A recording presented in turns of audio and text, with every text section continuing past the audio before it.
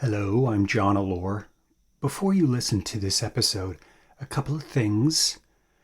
These are podcasts from the first season of Who Killed Theresa. They haven't been heard in over 4 years. They're raw. It took me a while to develop a style. A lot of people like them that way, unvarnished. Others commented that it was amateurish. Nonetheless, here they are, unedited. I haven't gone back and listened to them. I haven't cleaned them up. Thanks for listening, and once again, life isn't fair, justice is blind and dysfunctional, and some cops aren't smart and dedicated like on television. This is Who Killed Theresa. Welcome to the program. This is Who Killed Theresa, and I am your host, John Allore. And this is a show about murdered and missing persons, and focuses chiefly on a series of cases that took place in the Eastern Townships of Quebec in the late 1970s or early 80s.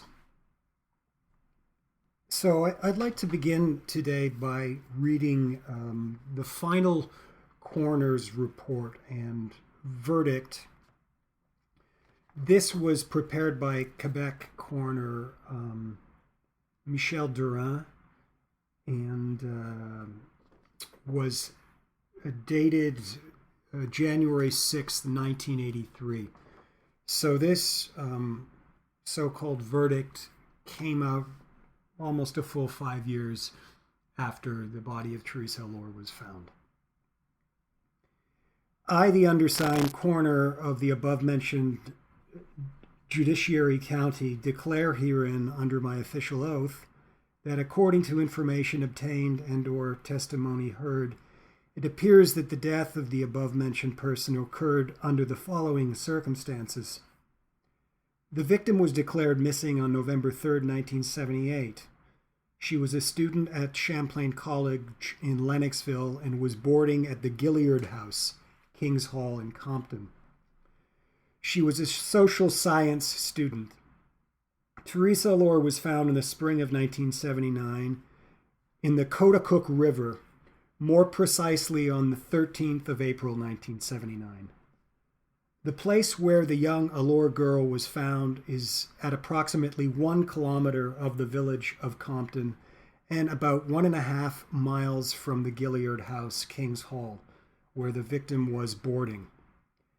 This spot is on the road to the station at the first bridge out of Compton Village in the direction of Waterville.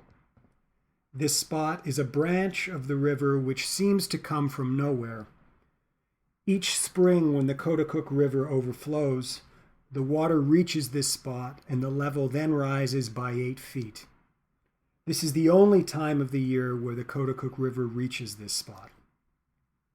An autopsy was performed on the body of the victim at the Institut Médical Légal in Montreal, and the pathologist's conclusions cannot inform us on the cause of death, taking into consideration that the body had remained too long in the water. The investigators interrogated parents, friends of the victim, and anyone who might have been in contact with the latter. Briefly, more than 200 witnesses in this affair. Certain clues have been discovered and checked, and many hypotheses have also been expressed and equally verified. To this day, the investigators, in spite of their efforts, have no significant findings which might lend information on the circumstances of Theresa Allore's death.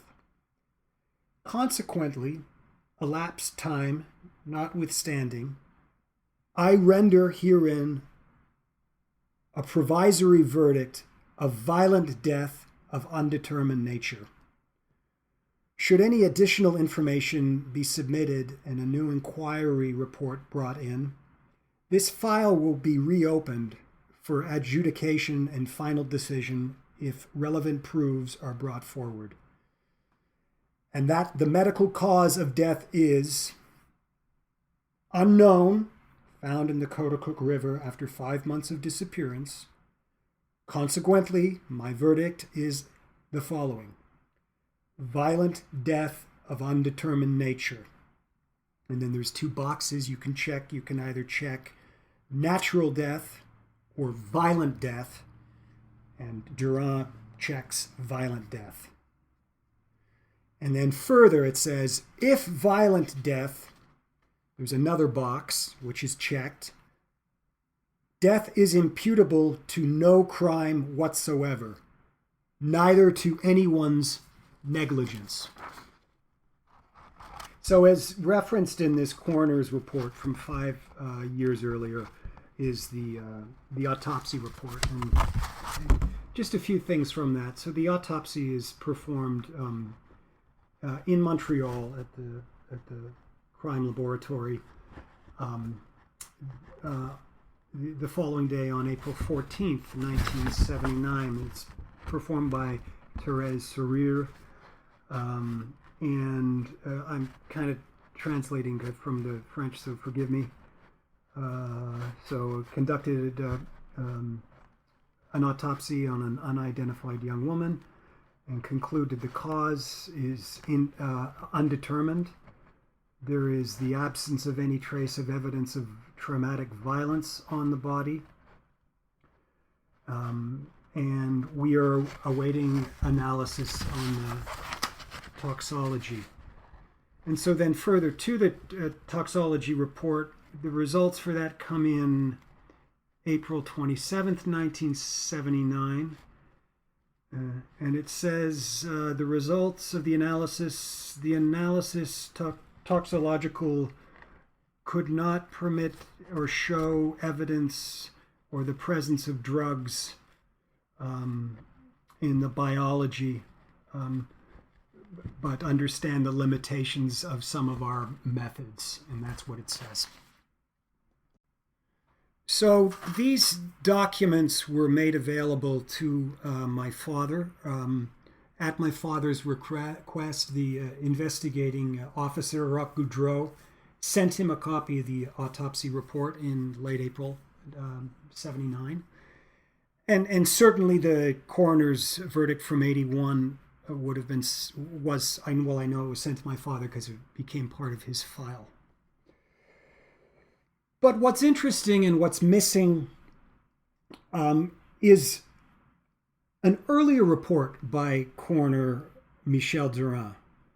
Now this report is the initial coroner's declaration at the time that the body is found. And so this document is dated April 13th, 1979, the day she was found. And again, submitted by coroner Michel Durand. And what's interesting here is clearly Durand was on the scene when the body was found. And in this report, among other things, he says the following. A young woman who appears to be between the ages of 17 and 18 was found in some water near Cotacook, Compton, on 13th of April 1979, resting in the water. After the information we obtained from the investigators, we see marks of strangulation on her neck. She has not yet been identified, but she matches the description of the young Theresa Allore, who disappeared from the region the 3rd of November 1978. So all of these documents are up on my website if anybody wants to look at them. But what are we to make of the fact that at the time of the discovery of the body, Durand notes marks of strangulation, and yet later he makes no mention of this in his final report. In fact, he goes out of the way to say there's nothing that can identify cause of death, and yet, for some reason, he notes it as a violent death. I can't speak for Durand. Your guess is as good as mine, the nature of these contradictions. I do know, as I said, that this information was kept from my family. I only became aware of it in the summer of 2002, maybe into September. The journalist Paul Cherry, who works for the Gazette, contacted me. The story at this point was out, and he was doing some investigative work on it at his own. And through a access of information request, he found this document and asked me if I had ever heard of it before. I was, of course, shocked. I had not heard of it at all. At that time, I was not as skilled at accessing this sort of information, and Paul actually taught me a lot of things. He's a skilled journalist, works chiefly does a lot of investigation into Quebec biker gangs. And if you've never read his book, The Biker Wars, on the whole Rock Machine Hell's Angels affair in the 90s in Quebec, it's a must read.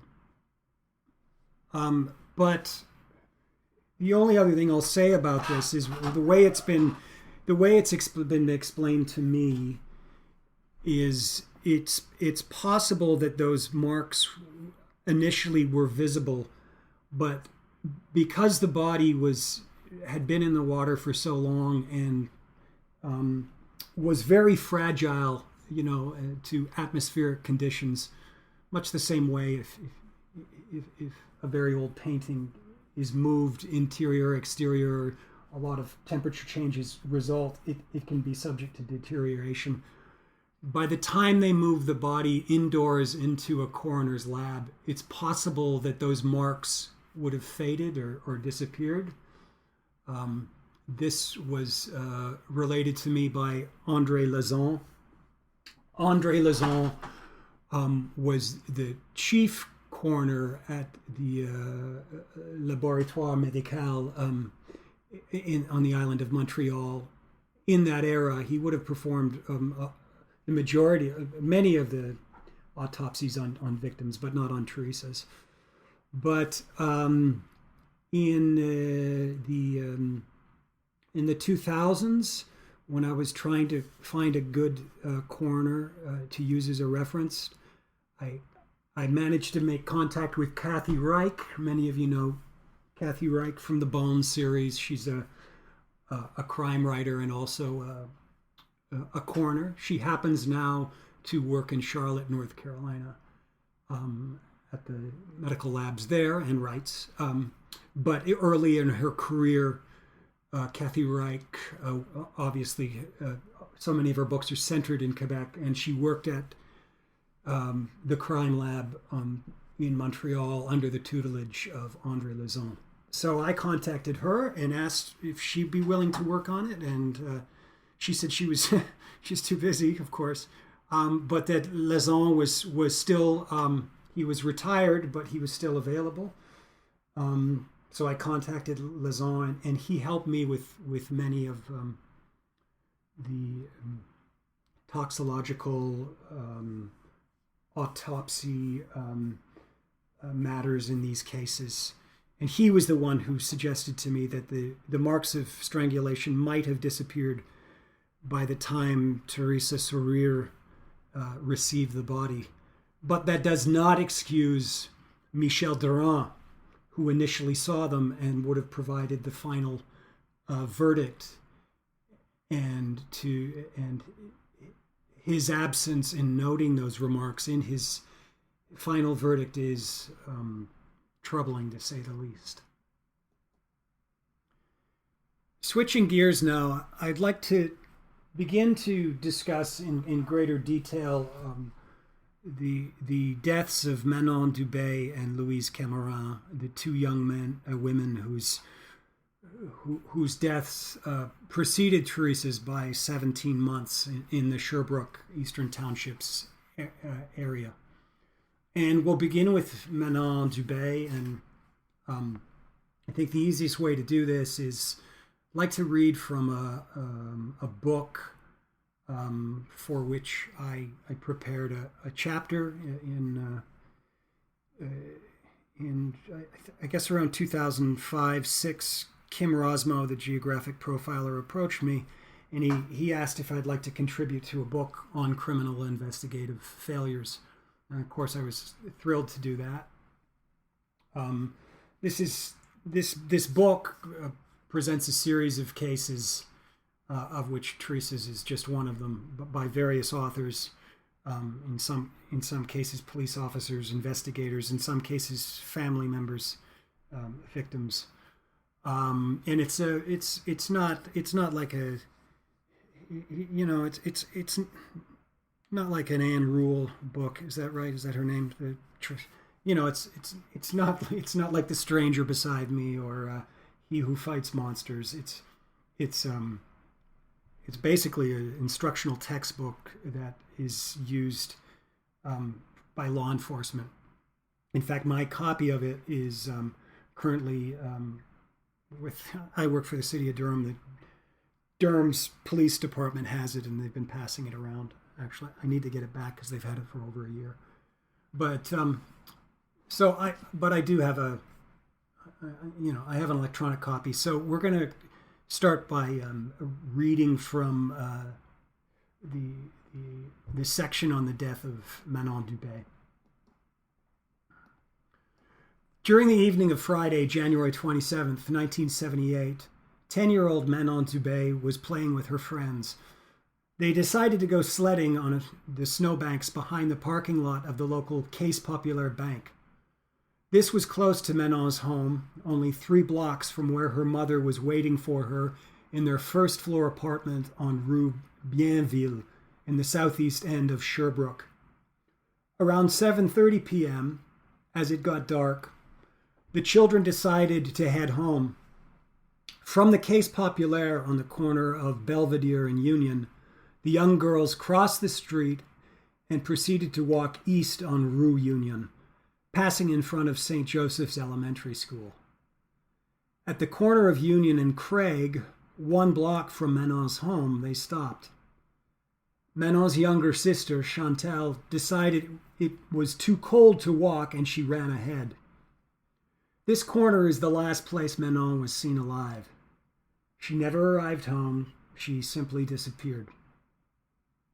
When Manon Dube was reported missing by her mother, police acted swiftly. They immediately put out a bulletin on the wire with her picture. Police hit the streets with a 16-officer search team and combed a nearby wooded area with 2 tracking dogs.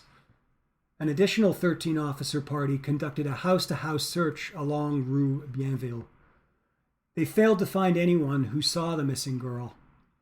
Manon's sister Chantal told police that someone in a dark Buick had been following her and her cousin during the last week.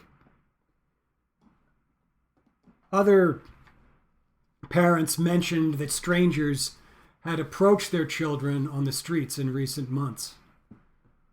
Less than a week into the disappearance, investigators got what appeared to be a break. Manon's mother received a telephone call demanding $25,000 for the safe return of her daughter. Mrs. Dube told police that on 3 separate occasions since Manon went missing, her telephone rang, but when she answered it, the person on the other end hung up. Mrs. Dube is a recent widow at this time who, upon the death of her husband, received approximately a $20,000 premium from the insurance company. Perhaps many speculated that someone was aware of this money and kidnapped Manon in order to collect it. The following day, police announced the ransom call was most likely a hoax. The Dube's telephone number was broadcast on a local radio station. Someone probably called up Mrs. Dube as a sick joke. Hope turned to despair. Mrs. Dube prepared for the worst. I can't help but think she has been abducted, attacked, or raped. I pray to God this hasn't happened. The police widened their search parameters and began to look in the surrounding Eastern Townships countryside. More than 1,500 people on snowmobiles volunteered to search the area's farmlands. Clairvoyants from the region were consulted in hopes of locating Manon. Finally, on the evening of Friday, March 24th, two young boys found Manon's partially frozen body face down in a brook near Ayers Cliff, 30 miles south of her Sherbrooke home. Investigators from both the Sherbrooke Municipal Police and the Sûreté de Québec's Codecook detachment, including Corporal Roch Goudreau, arrived on the scene shortly after dark. Dube's body was locked in 2 inches of ice and had to be carefully removed with a hatchet. On first view, there were no signs of violence or molestation. She was found as she was last seen, wearing her snowsuit and boots. The only thing missing was one red mitten. There was a small gash on her forehead, but this was initially thought to have been caused by the effects of the frozen ice. Because of the condition of the body, investigators speculated that Manon was moved to this location shortly after her disappearance. An autopsy was performed, but the pathologist was unable to determine the exact cause of death. Some investigators speculated that perhaps Manon was the victim of a hit-and-run accident, and the cut on her head was caused by an automobile fender. Still others wondered if she had simply frozen to death. Most agreed that sexual molestation, although possible, was unlikely. She was found with her clothes on. The assumption was made that if she had been raped, she would have been found without her clothes. For 23 years, the case remained dormant. Then in 2001, the sister of Manon, Chantal Dube, asked Sherbrooke police to look at the case one more time. They agreed and a new investigation was launched, subjecting the 23-year-old case to the scrutiny of modern forensic techniques. Many members of the original investigation team were still alive and willing to assist. Unfortunately and inexplicably, most of the evidence from the case had been destroyed. The team had a modern crime lab at their disposal, but they had nothing to analyze. All that remained were some particles taken from the gash on Manon's head. It turned out that whatever caused the cut was metallic, either a car bumper or a blunt instrument. The sample was tested, but the results were inconclusive, and the source cannot be determined. With little new evidence, the investigation team shifted their focus from how Manon died to why Manon died. The possibility that a relative accidentally killed the girl was considered. It turned out that the brook where Manon was found is on land that was owned by the Dube family in 1978. The property is a small lot, and back then had a one-story cottage situated about 100 feet from the brook. Detectives speculated that maybe Manon was accidentally hit by somebody who she knew, and that the grieving relative panicked and brought her body to the brook. Another theory was that she was, in fact, kidnapped. A relative who was aware of the insurance money abducted Manon in hopes of collecting a ransom. Somewhere along the way, the kidnapping went horribly wrong and the young girl died. In all their conjecturing, investigators from both 1978 and 2001 never seriously considered the possibility that Manon Dube had been abducted for the purposes of sexual molestation. In 1978, Allo Police, the police crime tabloid from the area, ran the headline, Manon, 10 ans, a-t-elle été victime d'une manique? 10-year-old Manon, was she a victim of a maniac? In 2001, their byline read, Victime d'une pédophile.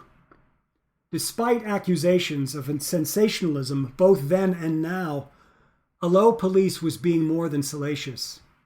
The paper offered a serious theory worthy of consideration, given the circumstances under which the young girl disappeared and how and where her body was found. The official police position, however, was that this was the least probable motive. When I spoke to Patrick Villemain, a member of the new investigative team looking at Dube's death, he said he seriously doubted Manon had been the victim of a sexual predator. There were no overt signs of a struggle he believed to be associated with sexual violence.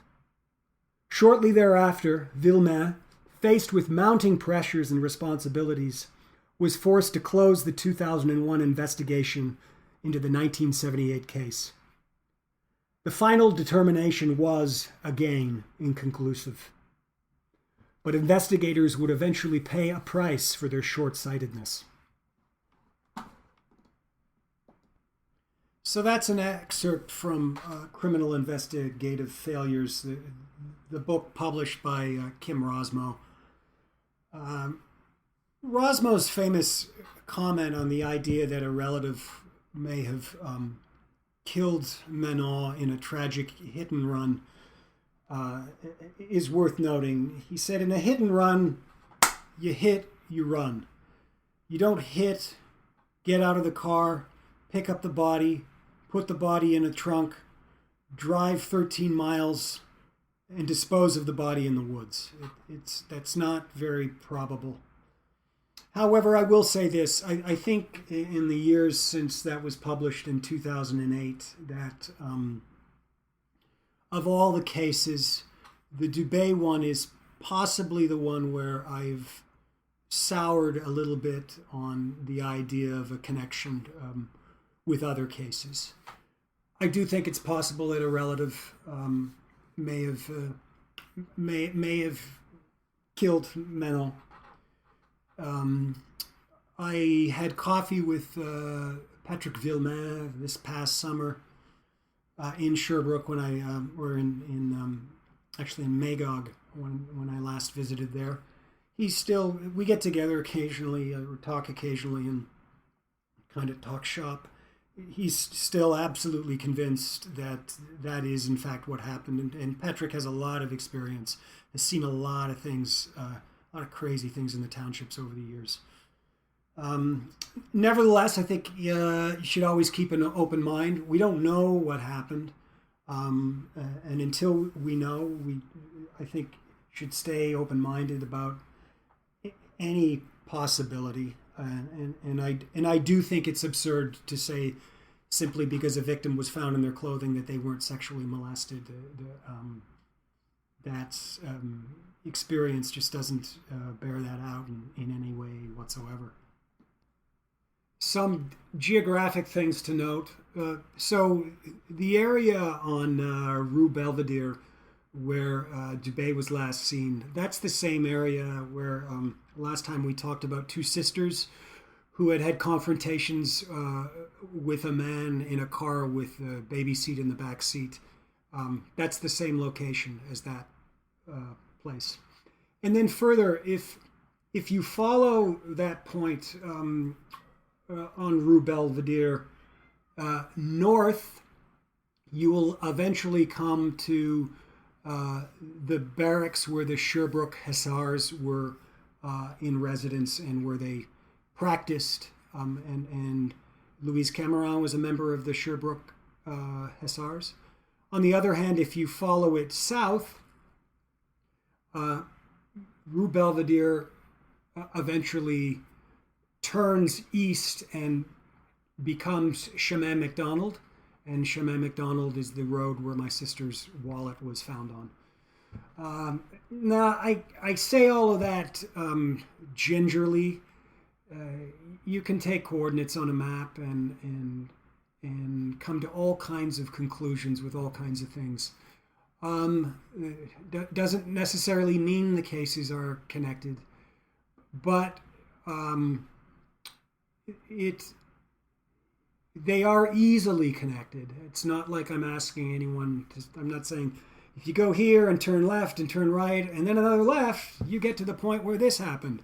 It's a straight shot, really, connecting one case to the other, connecting the three cases through pieces of evidence.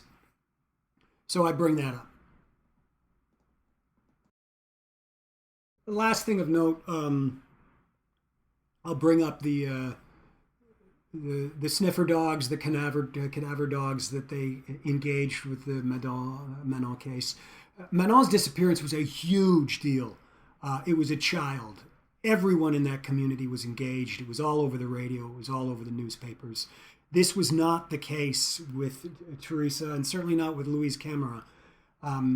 it was Louise's case was sensationalized in the tabloids, but the tabloids came out of Montreal. The local papers, the articles were small, little tiny mentions in the Tribune and things like this, but not so with Manon. It was a big deal. You know that the cadaver dog. I can only guess there weren't that many in the province. The main handler for the Sûreté de Quebec was an officer named Ferdinand Yell, and the main dog was Rex. He was used in a lot of cases. He when I look at these things, I see Ferdinand and Rex everywhere. They're at the Norma O'Brien, Debbie Fisher disappearances from the mid-70s, the Full Moon Killer. They were used in the Jocelyn Houle case. And Leo Hamel has made a big deal over the years, saying that how much he tried with Theresa, that he brought out sniffer dogs. And in fact, he's right. He did. I did eventually find an article of a photo references Theresa's case where they had the dogs. Unfortunately, they had the dogs in the wrong place. They had them in the town of Austin. What they were doing down there, I have no idea, but they should have been about 20 miles further north on Chemin Guerre. Maybe they were, I don't know. But Hamel over the years has insisted this is proof that he did a lot more that I was giving him credit for. Fair enough. Leo will give you that. Incidentally, Leo Hamel, if you've ever seen the W5 show, it's on YouTube. W5, Canada's W5, which is like a investigative news show like Dateline NBC or something like that. Did an hour on Theresa, I think in 2005. All these characters I mentioned are in it or are referenced in it. Leo Hamel is the one on screen who appears crying. He's quite emotional, saying how much he did. Curiously, the one of all the comments I get on that story on YouTube, the overwhelming comment is people don't believe him. They overwhelmingly state that guy's hiding something. Those are fake tears. I don't really have a comment on it one way or another. He seemed pretty sincere to me, but for what it's worth, people don't believe him. So let's turn now to the case of Louise Camirand. And again, I'm going to read from the Rosmo book, Criminal Investigative Failures. If the cause of death of Theresa Allore and Manon Dube was inconclusive, there was never any doubt about the murder of Louise Camirand. Camirand was found on a back road with a ligature around her neck. She had been raped and mutilated. It was one of the worst acts of violence the Eastern Townships had ever experienced. Unlike Dube and Allore, whose bodies were found months after they had disappeared, Camirand was found within 2 days of her murder, and the pathologist had no difficulty in determining her cause of death. Friday, March 25th, 1977, was a cold but clear morning. Friends Robert Curtis and Florent Henry were intending to spend the day chopping firewood. The two men drove their tractor along rural Route 2, also known as Chemin des Pères, which overlooks the shores of Lake Memphremagog, just under 18 miles from Sherbrooke, Quebec. The friends turned their tractor onto Chemin Guerre and headed into the back country. At Chemin McDonald, I'll stop there and note that this is a different Chemin McDonald than the one we talk about in Sherbrooke, Lennoxville. At Chemin McDonald, they turned again and headed even farther into the forest. About 135 feet into the woods, they noticed something lying in the snow to the side of the road. Curtis descended from the tractor and moved in to take a closer look. There he found a body lying frozen in the snowbank. When he removed the jacket covering the body, he saw a young nude woman lying face down in the snow. Investigators from the Sûreté de Quebec arrived soon after. The victim had a bootlace wrapped around her neck, a black leather glove on her left hand, and an engagement ring on her right hand. Nearby, they found a pile of clothing, a pair of dark pants, a pair of light blue stockings, and a scarf. The woman's boots and underpants were not recovered. On the evening news that night, Mr. and Mrs. Gilles Camirand of Sherbrooke, Quebec, saw a bulletin about the body of a young girl found near Austin, Quebec. Immediately they knew it was their 20-year-old daughter Louise, missing since Wednesday evening, March 23rd. On Saturday afternoon, Mr. Camirand traveled to Montreal and positively identified the body as that of his daughter. This was a horrendous shock. Louise was a good girl. She lived on her own, but stayed in close contact with her family. She was engaged to be married that spring. Louise Camirand was independent. After dropping out of school, she worked as a dentist's secretary, a lawyer's assistant, and finally as a part-time archivist at the local hospital. This hospital was located 3 blocks from the apartment she kept on Bryant Street in Sherbrooke. Louise was also a military cadet. Most evenings she spent at the downtown armory, just off Belvedere, home of the Sherbrooke Hussars. On Wednesday, March 23, 1977, Louise planned to meet her fiancé, Daniel Braun, at the armory. Around 9:30 p.m., Louise left her apartment to buy cigarettes. She walked south on Bryant to King Street, proceeded 2 blocks west to the Provisoire on the corner of Jacques Cartier. The storekeeper remembers that after she purchased some cigarettes and milk, Louise lingered at the newspaper rack, flipping through magazines. It appeared as if she was waiting for someone. Suddenly, she left the store, crossed the street, and stood at the corner for a short time. The storekeeper was the last person to see Louise Camirand alive. When Camirand failed to show up at the armory, Daniel Braun became worried. He immediately called her apartment, first at 10:30 p.m. and again at 1:15 a.m., but there was no answer. Shortly thereafter, Braun had a friend drive him to Louise's apartment, where he found the place much as he had left it that afternoon, except that now there was a pack of cigarettes on the counter. Braun also noticed that Louise's purse and boots were missing. Her glasses were left on the kitchen counter. Braun waited a day before telling Louise's parents she was missing. He and her father filed a missing persons report with the Sherbrooke Police Department. Tragically, at the same time they filed the report, investigators were looking at Camirand's body in the woods.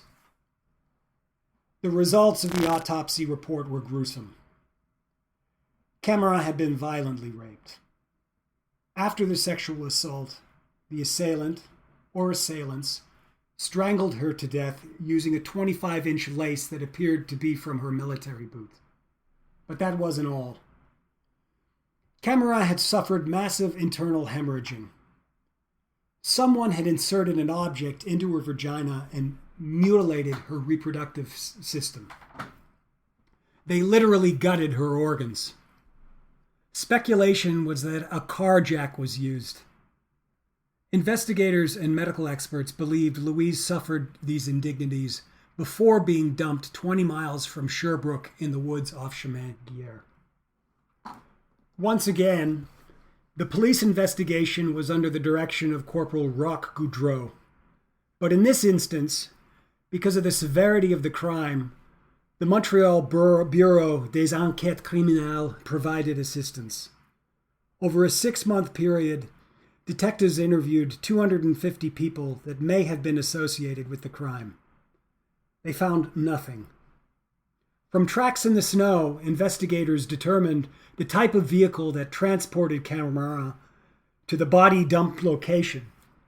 Police searched in vain for a vehicle with a 4 to 4-inch wheel track, such as a Renault 5, Austin Mini, or Toyota Celica.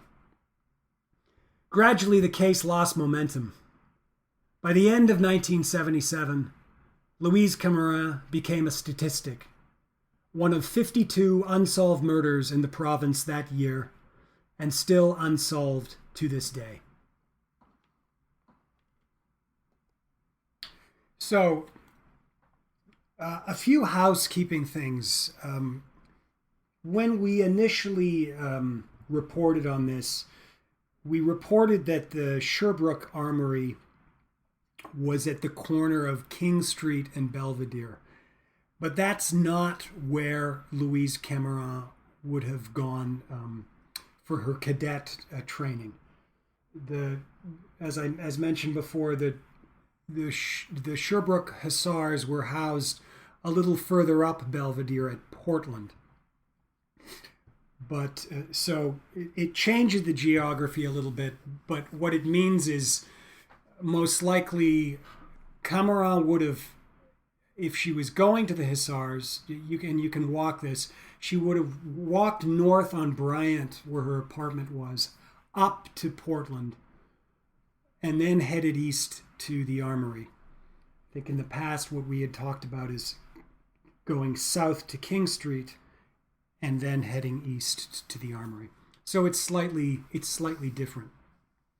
But nevertheless, still in the same trajectory along Belvedere where Dube was last seen, and then again hanging that slight turn east on the different Chemin McDonald to where the wallet was.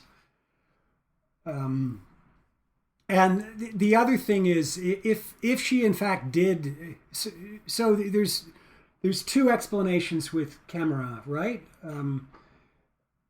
Either she was abducted after leaving the dépanneur provisoire store somewhere along King, or she made it back to her apartment and headed up Portland and was abducted along her way to the Sherbrooke Hussars, or she made it back to her apartment, deposited some things, left to take a bus on King, or fourthly, someone confronted her in the apartment building.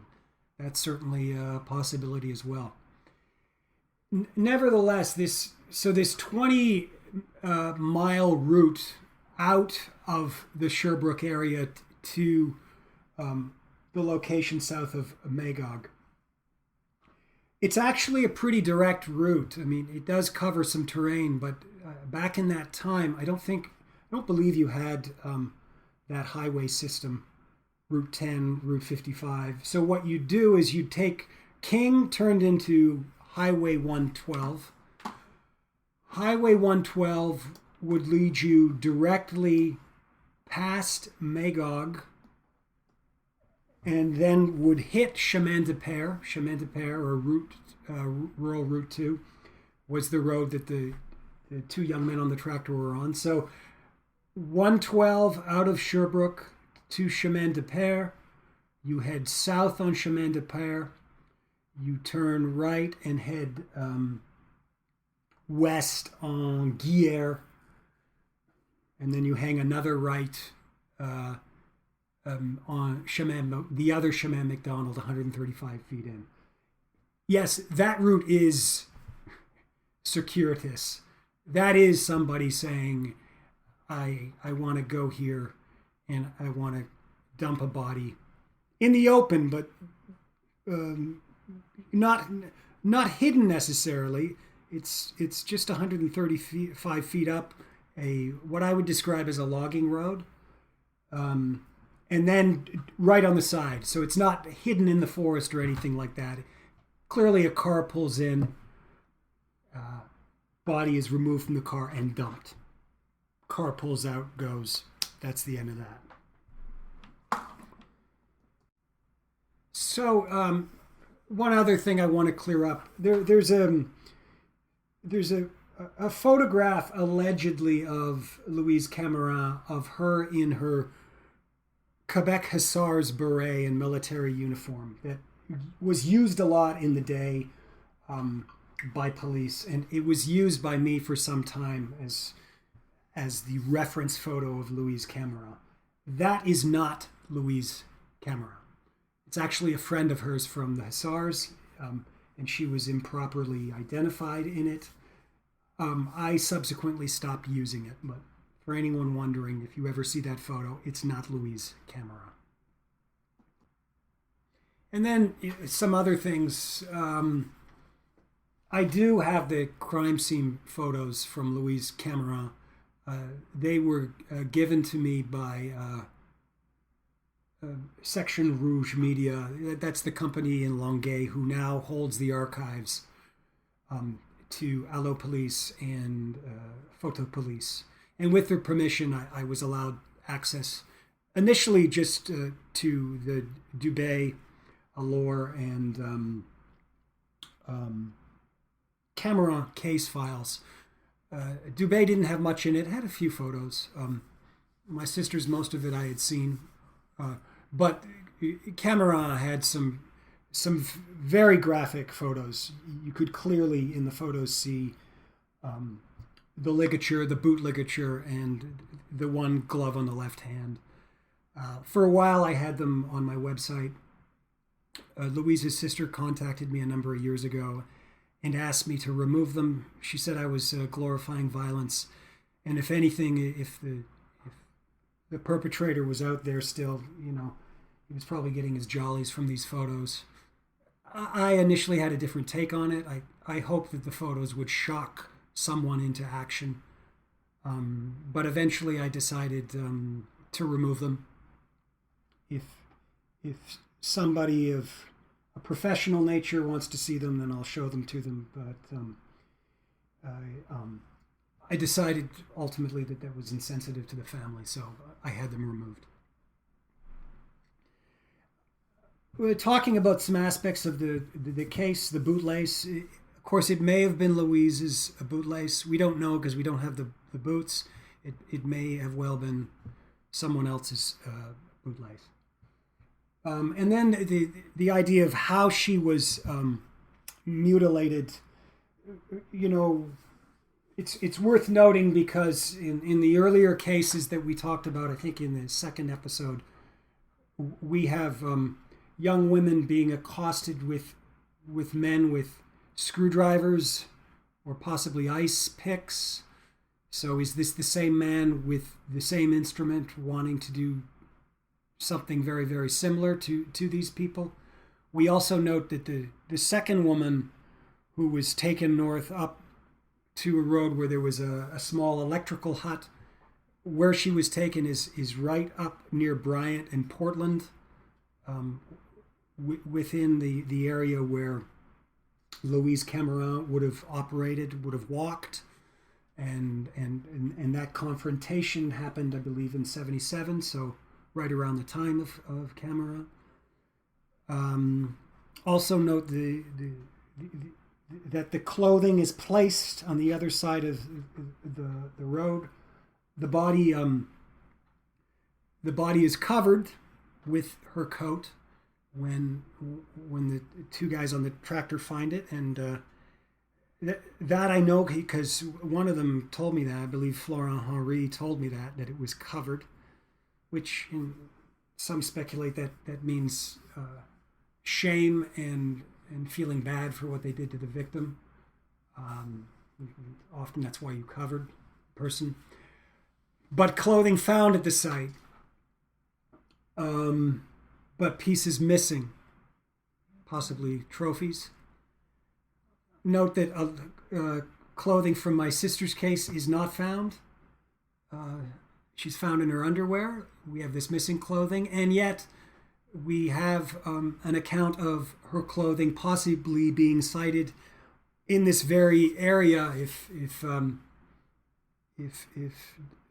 Camirand is 135 feet in, if you go further east about a half mile and go about 500 feet in, that's the case where these two hunters said they saw pants and a shirt matching the description of Theresa's.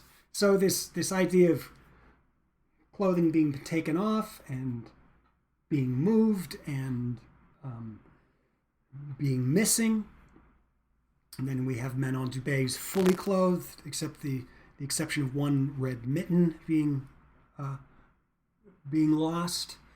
And something at this point, while we're talking about clothing, we should mention is a garbage bag, a green garbage bag of clothing was found at Theresa Allore's dump site, just up the road from where she was found at that farm's entranceway. And in that green garbage bag were women's clothing, including a pink sweater. This clothing was shown to friends of my sister, I believe either Heidi Mueller or Joey Nice, who she lived with in the St. Charles apartment in Montreal. But they positively stated that clothing from that green garbage bag did not belong to Theresa's, which is intriguing. Whose clothing was it? So, dovetailing back now again to the case of Manon Dube, we note that all of the physical evidence, or the majority of the physical evidence in that case, was destroyed. And so that it might be an appropriate time now to, if you don't already know, to note that the physical evidence in my sister's case was also destroyed. And by that I mean the underwear, which could have held DNA. Police confirmed to me, Corporal Robert Thierry de Sûreté Quebec confirmed to me in 2002 that it had in fact been destroyed. Now, the other elements, the wallet, the earrings, her watch, her ring, were all given back to my family as more personal items. And they sat in a file cabinet in my dad's office for years. And eventually he gave it to me. I, in turn, turned it back over to the Sûreté de Quebec. It's in their possession now, on a wing and a prayer, frankly. Listen, what am I supposed to do? Am I supposed to sit on it? By all rights, it should be with the police. But their track record doesn't leave you optimistic that they won't lose it again. Louise Camirand's evidence, who knows? I suspect that it's all gone. But there's no way really of confirming that. The family could confirm that, but so far the family has been reluctant to come forward and be as diligently active in these cases as myself and Chantal Dube were. That might change at some point in time, but for now they're not as willing. But I wish they would, if only to confirm things like yes or no, was the evidence destroyed. So without that hard evidence, some of you may know that in 2006 we went searching for evidence. With the help of the search and rescue group Quebec Secours and a criminal investigative student named Sue Sutherland, we went to the Chemin Guerre location in 2006. And that's where I first met the Pryors, Sharon Pryor's two sisters and their mother. They showed up there from Montreal to help out, which was very touching. And from those investigations, from that day we spent in that location digging around, we found a number of artifacts at the Guerre location. We found a woman's purse, we found the soles of two shoes, and we found some bones. Now, all of this we would have sent to the Sûreté de Quebec, but they they refused to participate in this venture. So we sent that evidence to associates I had at Simon Fraser University. The forensic team that headed up the recovery at the Robert Picton site, that's the same team that analyzed this information at Simon Fraser. And of course, as you might suspect, it all came up inconclusive after so much time. The bones were animal bones. They were not human in nature.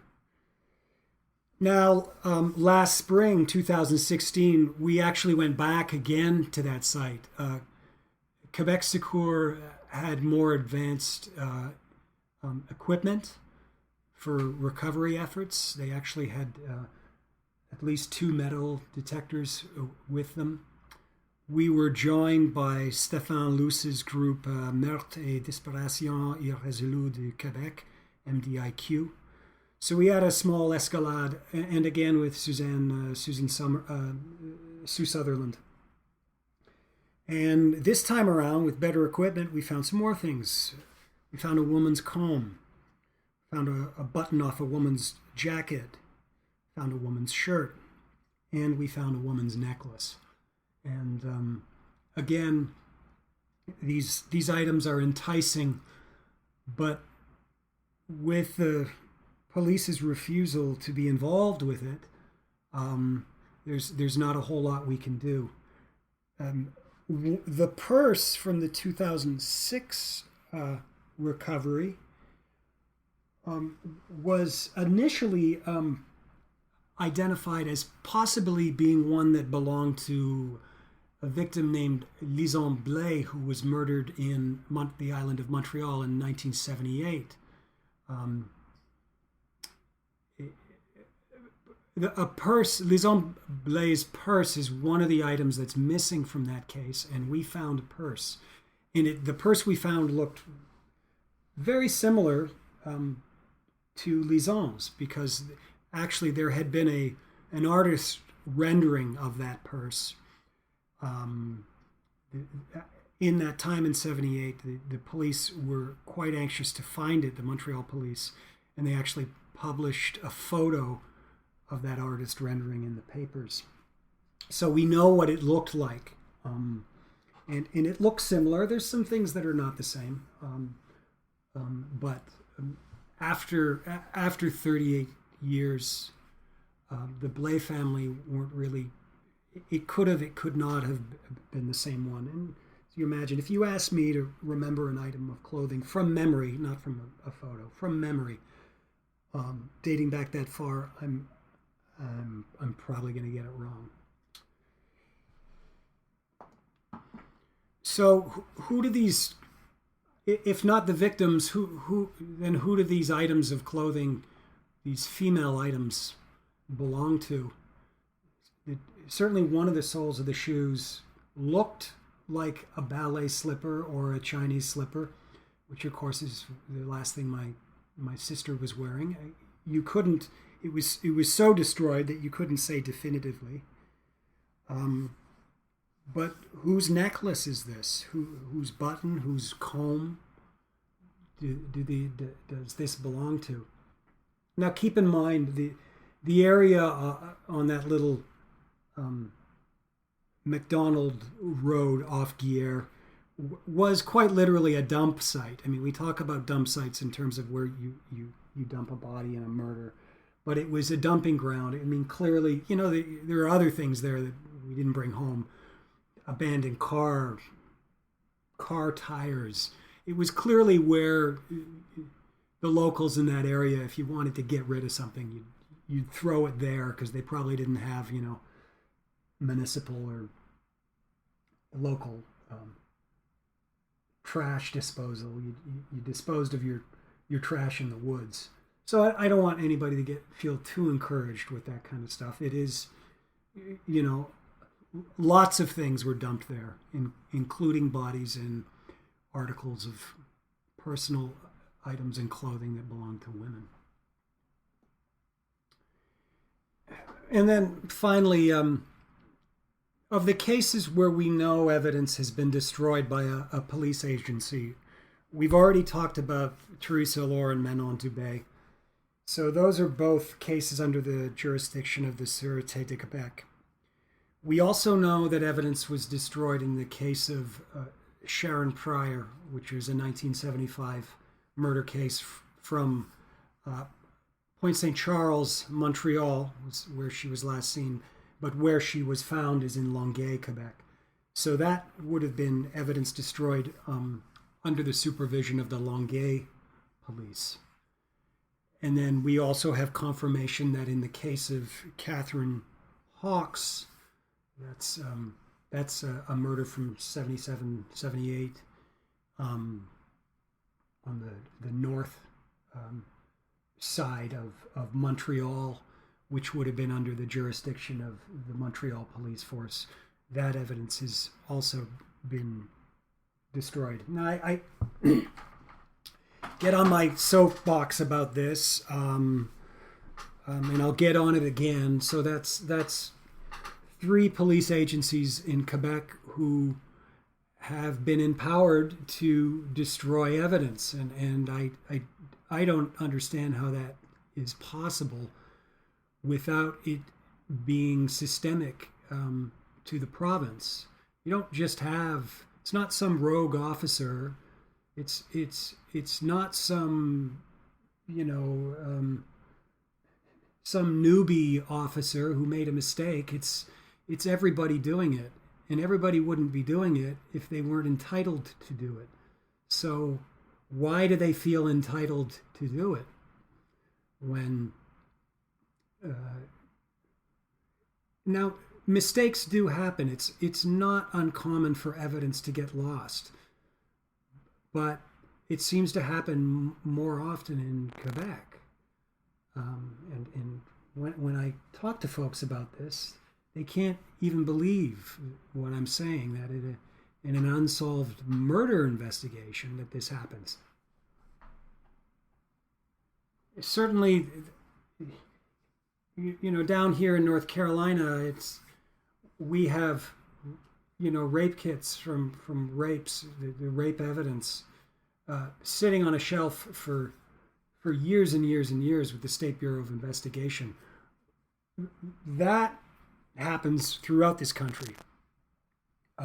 It goes unanalyzed, and so people walk the street. And so when this topic comes up with United States law enforcement, they do understand backlogs and things getting lost. But when we move to the fact that we're talking about major unsolved murders, that's where they draw the line, and a lot of experts in law enforcement say to me, no.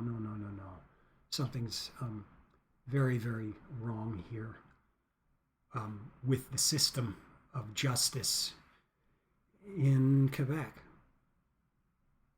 So that's where I'll leave it for this time. As you know, I have a website, theresaallore.com, and then there's an email, theresaallore@gmail.com, TheresaAllore, gmail.com. You can write me there with questions, suggestions. Is anyone you want me to interview on the program? Just let me know. I'd be happy to do it. So until next time, this is John Allore for Who Killed Theresa, and thanks for joining us. Have a great day.